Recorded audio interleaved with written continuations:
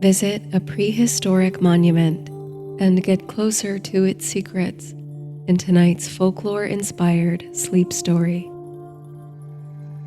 Sleep and Sorcery is a folklore and fantasy-inspired sleep series.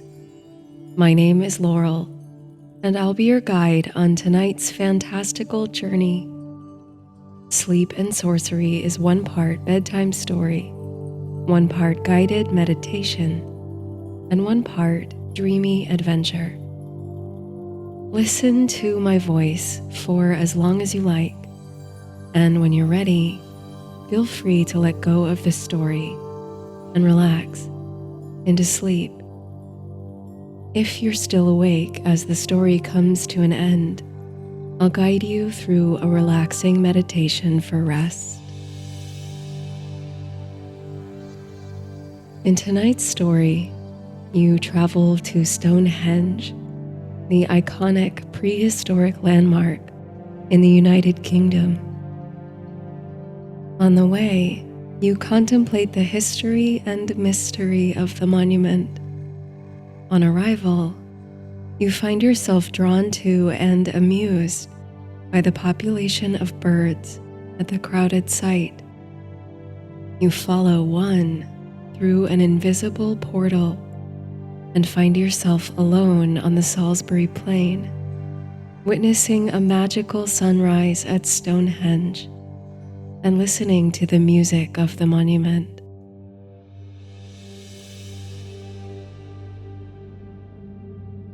The band of silver paleness along the east horizon made even the distant parts of the Great Plain appear dark and near, and the whole enormous landscape bore that impress of reserve, taciturnity, and hesitation, which is usual just before day.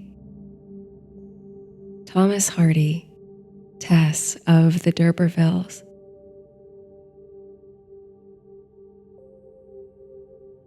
Outside the window of the coach, there seems no end to the undulating hills, dappled with hazy sunlight through the clouds. Countryside whizzes by, farmland here and there, sheep and cows in the distance, and the occasional roadside inn or ramshackle house from a century past. It was an early departure, but you've been on the road from central London for some time now, and the landscape shows it. Looking out at such vast stretches of undisturbed green, you couldn't feel further from the frenzied activity of city life, despite the busy capital being only a few leagues behind you. There's been a pleasant quiet aboard the bus since the departure, apart from some idle chatter or the muffled spill from another passenger's headphones. You suspect a few of the other travelers are catching up on sleep, while others find their own entertainment to pass the lengthy travel time. You've almost nodded off a few times yourself, lulled by the gentle rocking of the coach and the tenderness of the vistas outside the window. But instead of succumbing to sleep, you've hovered in this sweet, restful place of soft awareness, a meditative state, all the way. And it's just as well. Now the tour guide, Alice, picks up the microphone once more, delicately rousing the attentions of the passengers. She wants to draw your attention out the left-hand window, where you can get a look at Windsor Castle as you pass by. And sure enough, you can see the stately royal residence, albeit from a distance. Its gray stone rotunda and ramparts peeking above the surrounding trees. Soon that too is behind you, and the countryside stretches on ahead. Once or twice, you nearly nod off to the rhythm of the road, with the idyllic scenery dancing behind closed eyelids. Indeed, you must succumb to sleep at some point, coming to as the coach rounds a tight curve, because Alice is speaking on the mic again, her voice smooth and soft over the speaker. It won't be long, she says, before you approach the monument, and she wants to give you some background information and instructions before you arrive. It's true that Stonehenge is one of the most famous Neolithic monuments in the world, she says, and perhaps made all the more fascinating for the mystery that surrounds it. Who built the earthwork structure and the ring of standing stones? Where did the stones come from? And what was this prehistoric site used for? We have answers to some of these questions, but many raise further curiosities. I think you'll find, when we arrive, that Stonehenge lends itself nicely to such mystery. You'll see for yourself. Alice goes on to describe what's known of the monument's history with precisely the enthusiasm you'd expect from someone in her line of work. Her role in the tourism industry is helping to fund her studies in archaeology. She explains the agreed-upon timeline of Stonehenge's creation, beginning in the Neolithic period with the digging of a circular ditch enclosure. This was around 3000 before the Common Era. But it wasn't until nearly 500 years later that the first stones, the large sarsen stones and trilithons of the outer ring, went up. In between, there's evidence of a timber structure, and the site may have been used for funerary rites. But it's the blue stones, the smaller stones that make up the inner ring of the monument, that pique most people's interest, for these igneous rocks are not found in or near Salisbury. They originated, rather, in Wales, nearly 250 kilometers away, in what's now Pembrokeshire. So how did the massive stones manage to travel that long distance?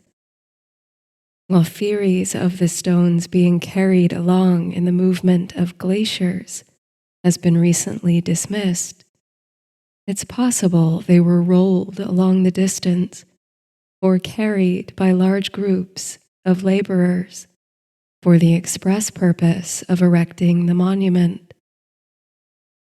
In any case, Alice says, they were certainly brought to this part of the country by concentrated human effort. You try to imagine the kind of intention and dedication such an arduous task must have required. What were they like, you wonder, the people who built the monument? What thoughts filled their minds as they moved the immovable across this great expanse? The answers to these questions, it seems, are lost to time, as the culture that put up the stones left no records behind. But new evidence and discoveries continually emerge, Alice continues, shining new light on the deep past.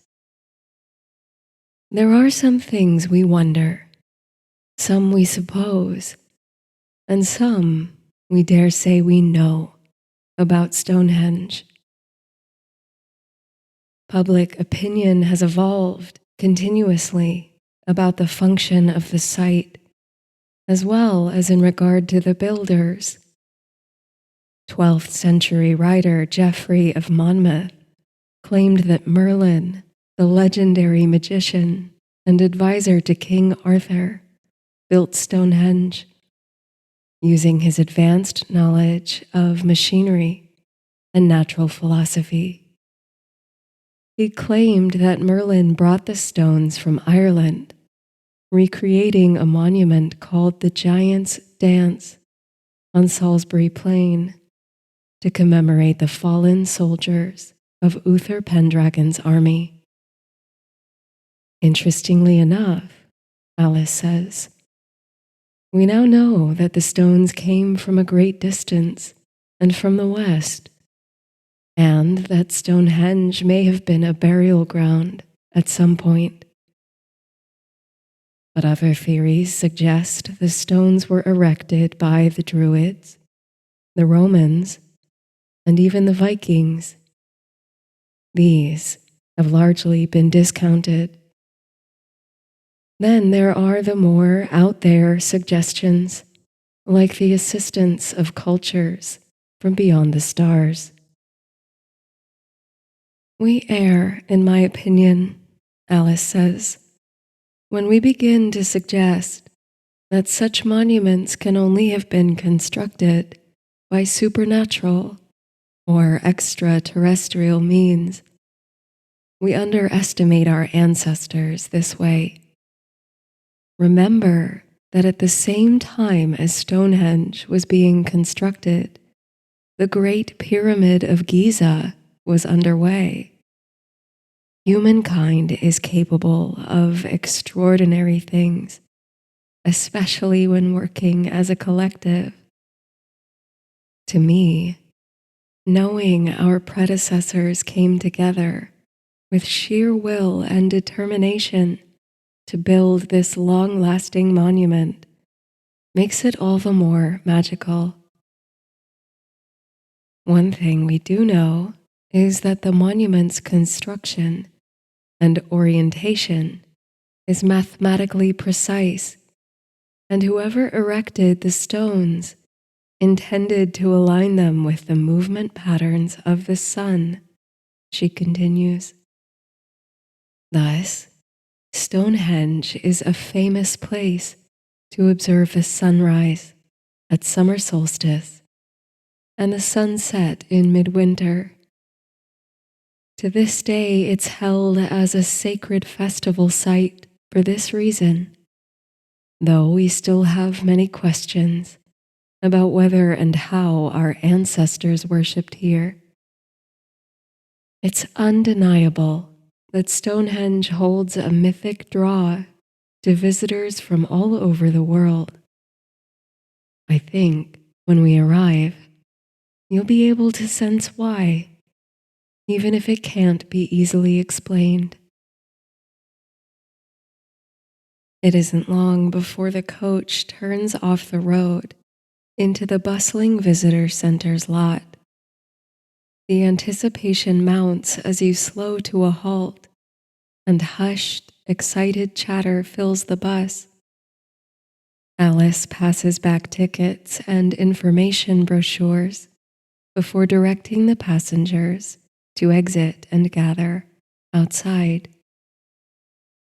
Once you've disembarked, she offers a few tips and turns you loose with 2 hours to explore the monument, visitor center, and exhibitions. She checks her watch and gives everyone a precise time to meet back here. Some of your tour group make first for the visitor center, but eager to at last lay eyes on the mysterious monument, you take the path leading upward to the stones. It's a strange sort of thing that happens as you climb the ascending path, lined with ropes and bordered by long, rippling grasses. When you exited the coach, you found yourself in the midst of a mild, unremarkable spring day. But with each step toward the stones, the weather seems to shift. Moisture droplets form in the air. A subtle chill wakes, and the wind rises to run its fingers through your hair. By the time you reach the highest point, the atmosphere seems almost to hum or vibrate. And there, beaming under moony cloud cover, silvery and strong against a pale sky, is the unmistakable silhouette of Stonehenge. A shiver runs up your spine, and a tingle arises at the nape of your neck. You stop here, several paces back, for a time, just to take in the uncanny splendor of it. You brush the hair from your face, whipped by a friendly yet chaotic wind. You are one of many on the elevated plain. A steady stream of visitors climb the path and curl around the perimeter of the stone circle. Watching from this distance, the people shrink and mill about, each moving at their own pace on this quiet spiral dance, rolling hills and forests beyond. Your feet feel heavy on the ground, and the grasses tickle your ankles. It's as if something is alive and enchanted here, something that binds you to mystery. Stonehenge has called to you across land and sea. But the string of curious, perambulating tourists are not your only company here on the plain. Calls and whistles hang on the wind, and a bevy of glossy black birds graze in the grasses, perch on the stones, or take wing against the clouds. Some gather conspiratorially in groups of 3 or 4, while others keep to themselves. But in whatever occupation they take up, it seems to you that each of these birds is deeply aware, keeping their shiny eyes on the visitors. Aloof and ever watching, they appear to you as guardians of the stones. The brilliant first impression cast upon your memory as if in burnished bronze. You begin to move with the crowds, closer to the monument. You trace the same circle, feeling your footfalls meet the same soil, trod upon by years, generations of visitors. How much, you wonder, can the ground have changed since those Iron Age laborers first stacked the stones? Surely much of the old world remains intact beneath your feet. Broken pottery buried deep, the descendants of ancient microorganisms in the soil, despite the world evolving at a breakneck speed above. One of the vocal black birds keeps a curiously close distance. It seems like every time you turn your head, shielding your face from the wind or observing a shift in the light, the same creature is still hopping along a few paces behind you. It's amusing, like being followed by an inquisitive puppy. This particular bird is distinguished from the mob of crows by a pale patch near the base of his beak, signaling to you that he is, in fact, a rook. The subtle dance continues between you. You'll take a few steps, stop to admire the curve of one of the massive sarsen stones, then look to see the rook inch closer to you once more, cocking his head as if to pretend nonchalance that he hasn't been following you with keen attention. Rooks are intelligent and social birds, but you can't say you've ever thought of them as particularly interested in humans. You haven't got any open food in your pockets it might be scrounging after. What is it then, you wonder, that this persistent bird sees in you? But after all, the rook isn't causing you any harm or distress, and more than anything, you find its interest endearing. So you carry on, observing the majesty of the monument. Stonehenge sparkles from every angle, it seems, a marvel of resilience and longevity. You are struck most by its taciturn opaqueness. The silent stones, upright and crosswise, holding vigil in their broken circle, invite endless inquiry, yet solemnly refuse to unlock. To behold them is to surrender, you think, to a benevolent stoicism. They do not yield, neither to fierce gales, nor to fierce interrogation. They do not relent. Something about this is hopeful, you suppose?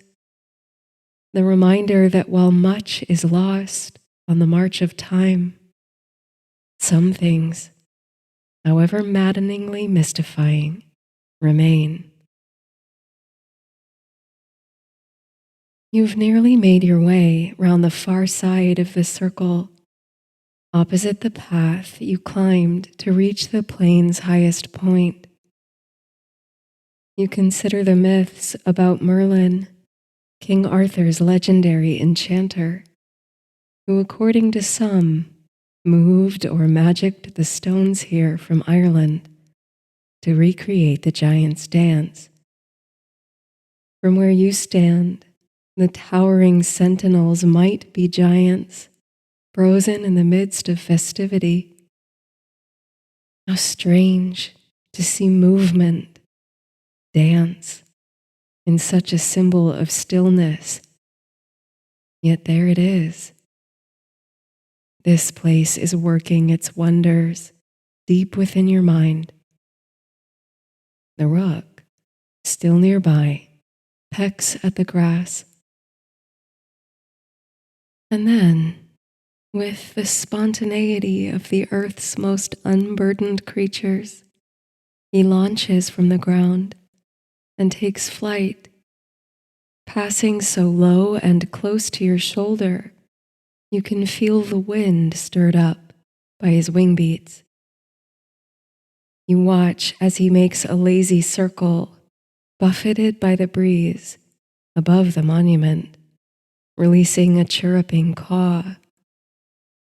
Then he circles lower and lower until he nears you once again.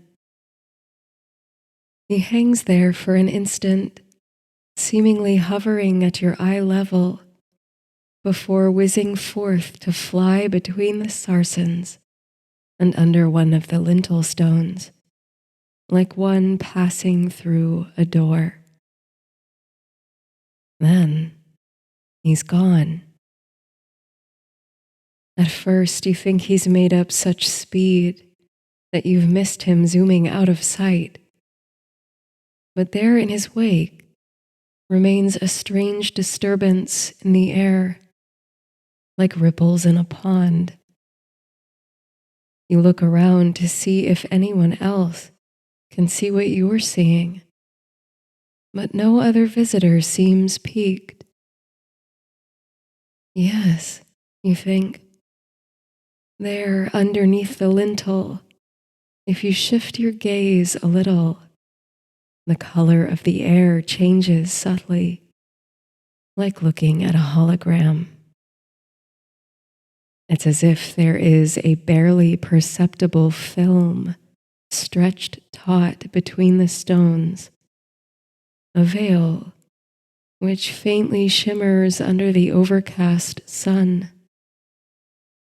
And the rook, your curious companion, has just crossed that nearly invisible barrier. But to where?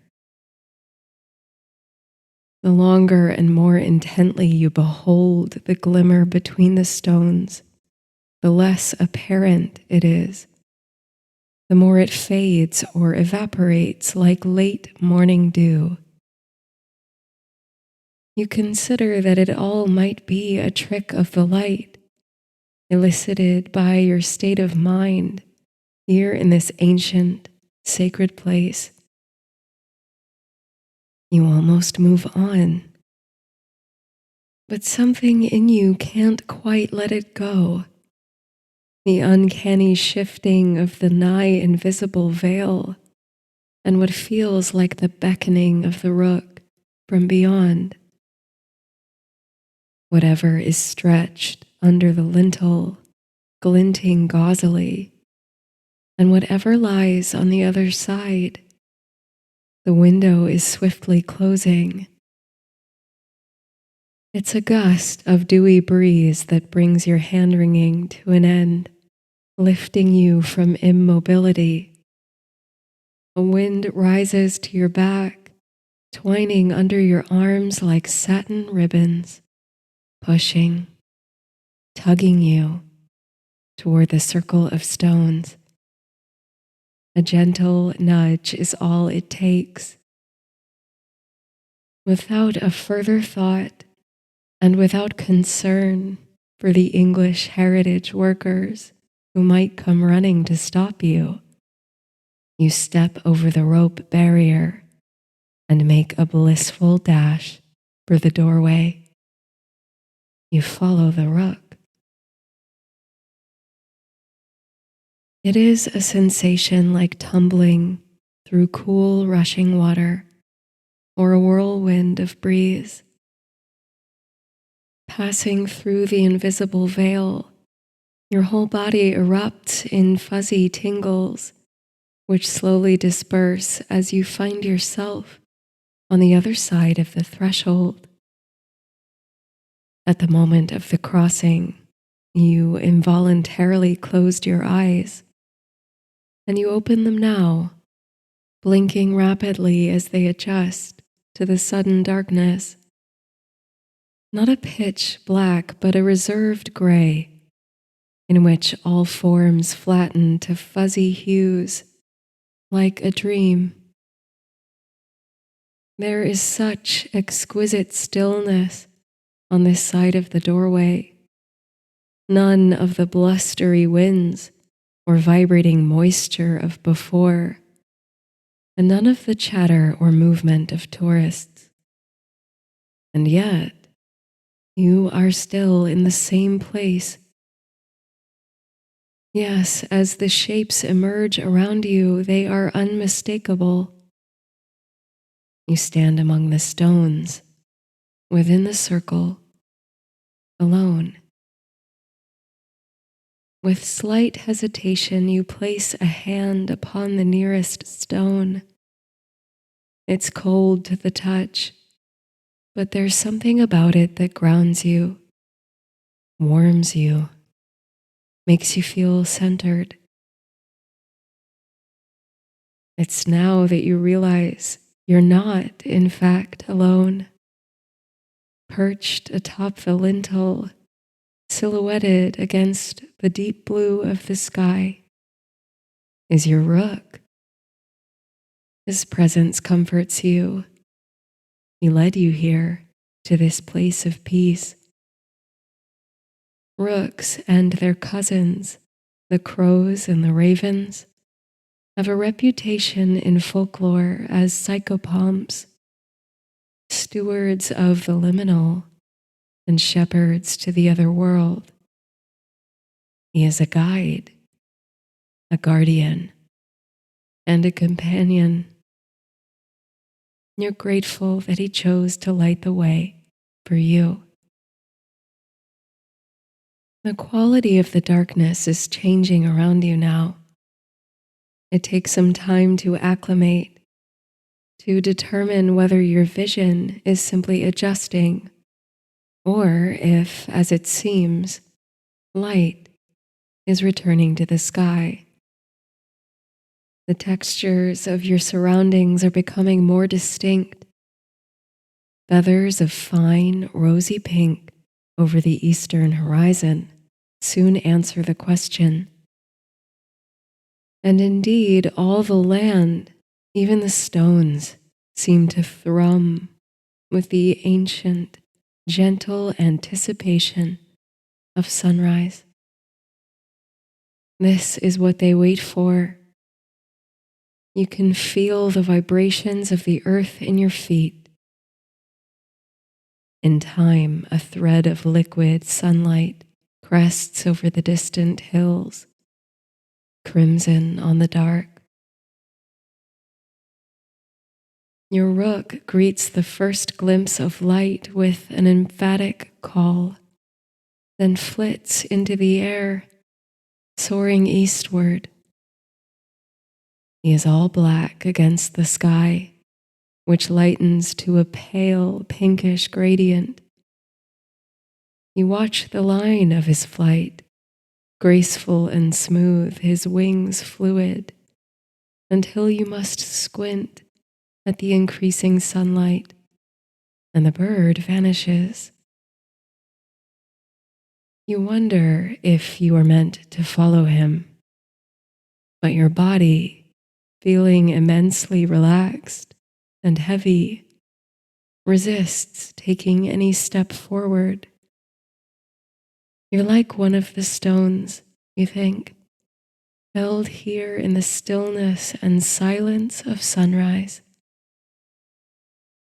And soon you hear the call of your feathered companion again, this time a twittering song.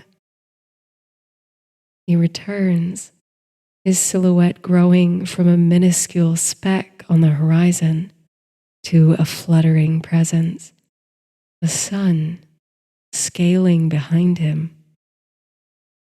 It's like he's drawing the sun forth on his wings. As he approaches, you can see that in a sense he is.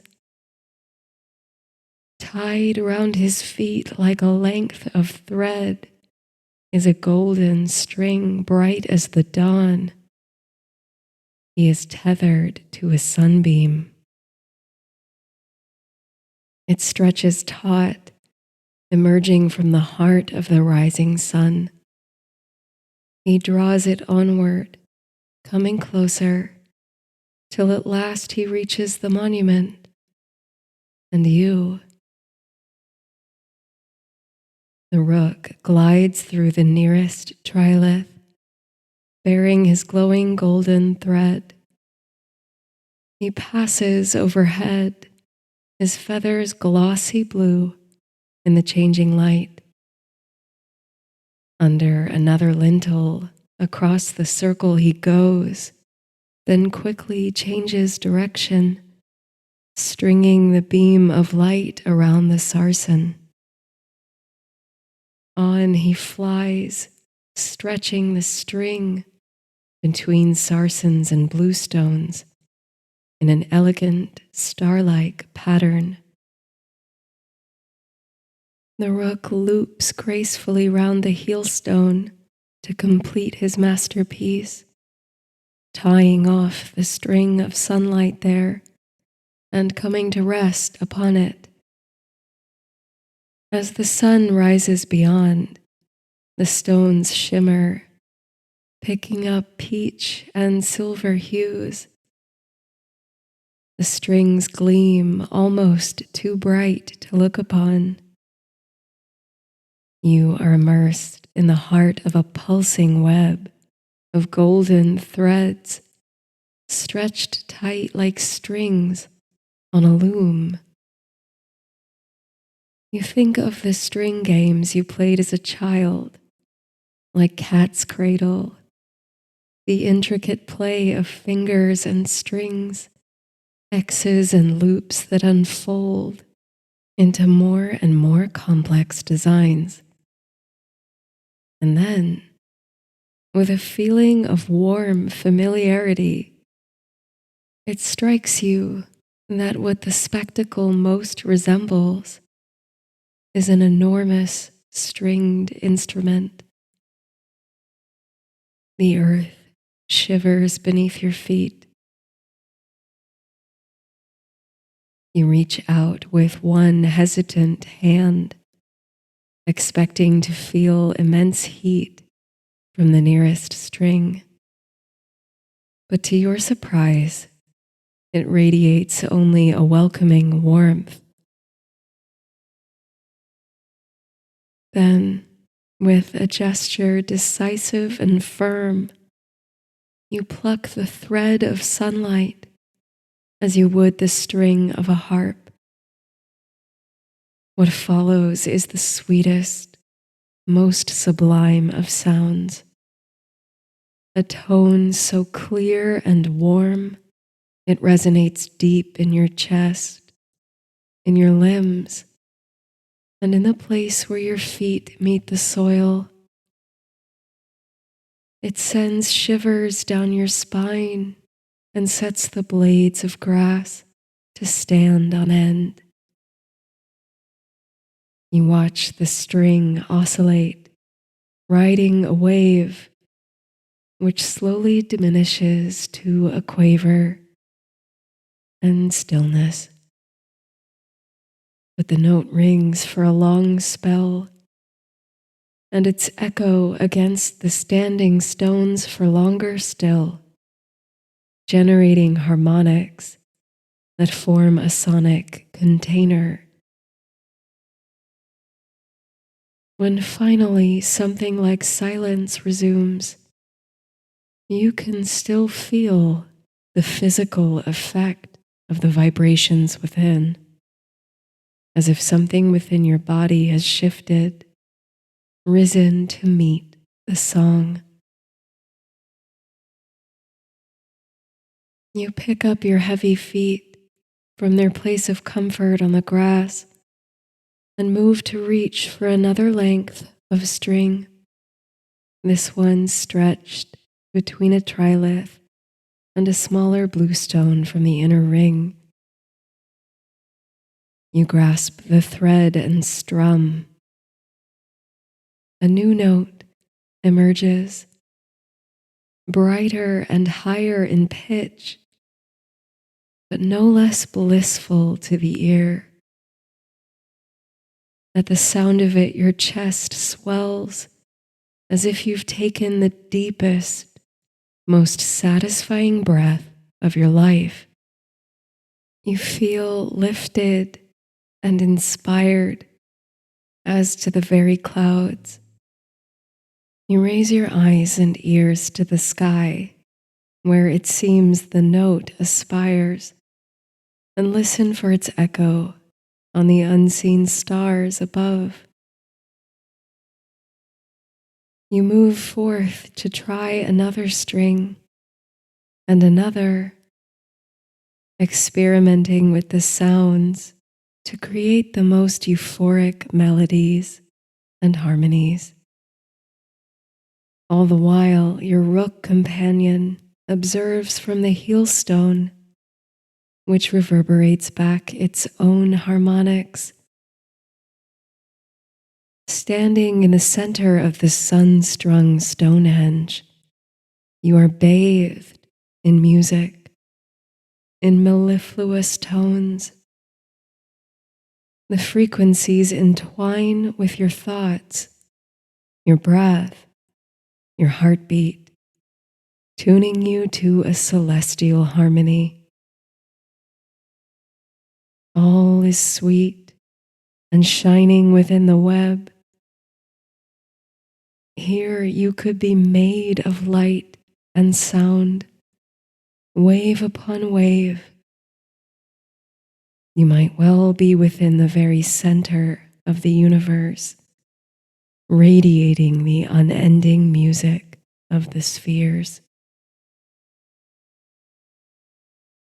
When the strings at last hum into stillness and the final resonant echoes diminish into the silence of the stones and soil, the sun crests over the monument. Your rook guardian leaves his post at the heel stone and comes to rest upon your shoulder. His gentle weight there works upon you like the muffling of a drumhead. He absorbs some of your trembling and you his. Together you stand watch, part of and within Stonehenge.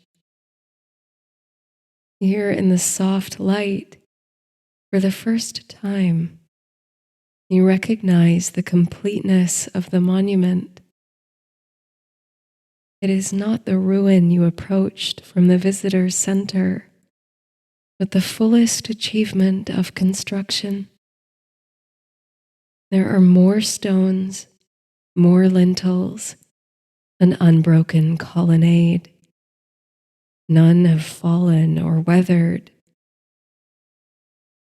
But you understand that you are outside of time here, not in some distant past, but carried into the deepest expression of the monument's purpose. You are, you think, inside the song of its soul.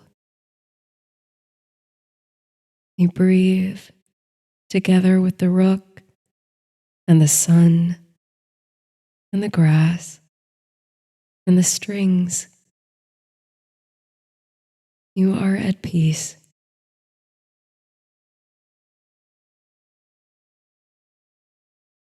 How long you remain here, standing sentinel among the stones, you can't say. Some other force beyond your sheer will eventually moves you from the spot. Left to your own devices, you might never have wanted to move. Perhaps the rook lifted you on his wings and pushed you back through the portal. A glittering veil spread beneath the lintel. The awareness comes back to you slowly, gradually, like waking from a dream or rousing from the deepest meditation. It's the delicate breeze between your fingers that first alerts you of the change in your surroundings. And the quiet stillness, the quivering hesitation of the other world is gone, replaced with mist and chatter. Crows gather on the sarsens, watching the constant rotation of visitors around the outer circle. You stand before the great trilithon, searching for a shimmer that's no longer there. The rook pecks at the grass near your feet. A voice, like a bell, sounds behind your left shoulder. Marvelous, isn't it? It's Alice, the tour guide. No matter how many times I visit, there's always something new to discover. Makes you sort of hope we never really understand it. You know what I mean? You take in a deep breath and contemplate her words. The air is moist and energizing. Yes, you say, I know exactly what you mean. Somewhere deep in your chest, a song still resonates. It floats in your head like wisps of gauzy light, and you reach for it, unable to quite grasp the melody. But your heart still beats to that song, and it always will, no matter how far you travel from this spot. With a half smile etched across your lips, you resume the ambling spiral round the stones, the dance of visitation, inquiry, and ultimate amusement, the march of radical mystery.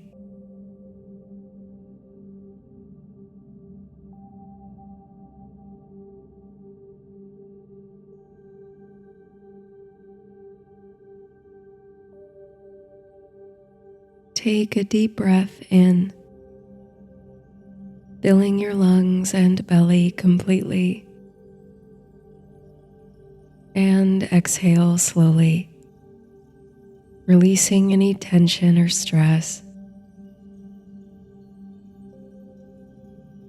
Inhale deeply and imagine that with your breath, you are calling in the healing energy of your surroundings.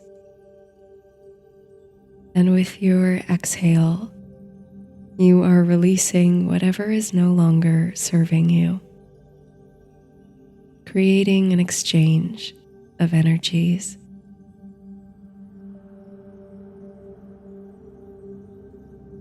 Begin to visualize your breath as a wave of light with crests and troughs, glowing brighter on your inhale and dimmer on your exhale. Let the changing light be smooth and fluid, light flowing to darkness, to light again. Letting your body relax more and more as you go.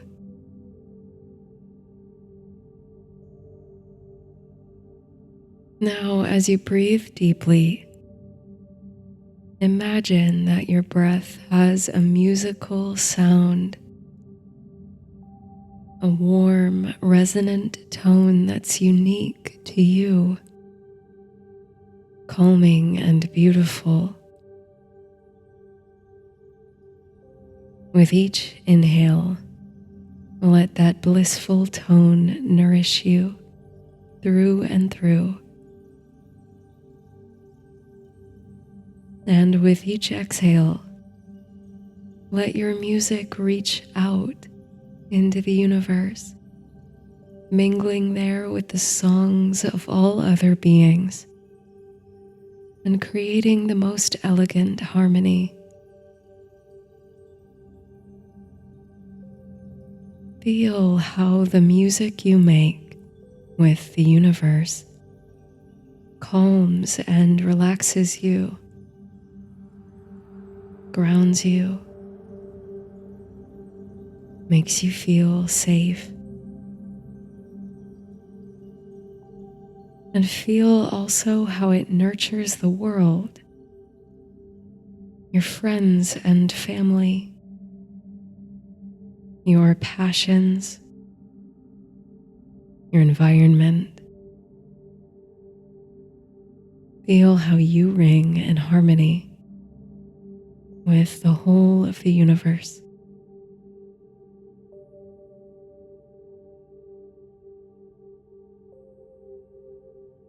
As you continue to breathe, bring your awareness to your toes, allowing the calming energy to flow through them.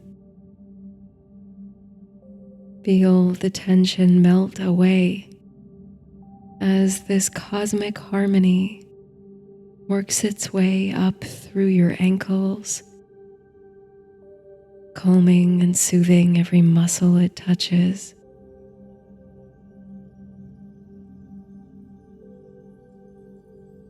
Let this gentle wave of relaxation move up through your lower legs, knees, and thighs,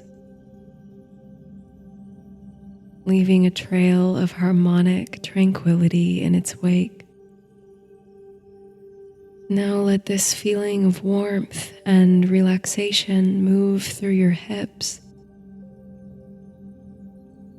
your pelvis, and your lower back. Sense the resonant tone spreading through your abdomen, releasing any stress you're storing there. Allow the soothing energy to flow through your chest, your shoulders, and down your arms.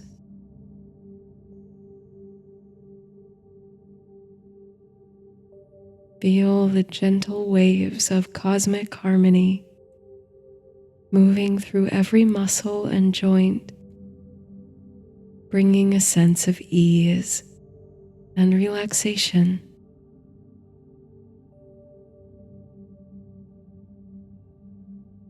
Allow yourself to surrender to stillness, even as your breath provides a constant source of exchange with the universe. Feel how even at rest, you are intertwined with the music of the cosmos. You are a center point, a creator, and a participant in the most sublime harmony.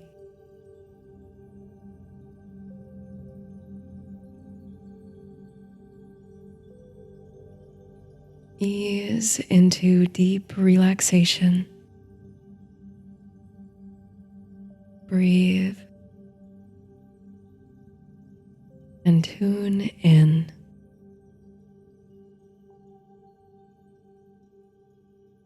Sweet dreams.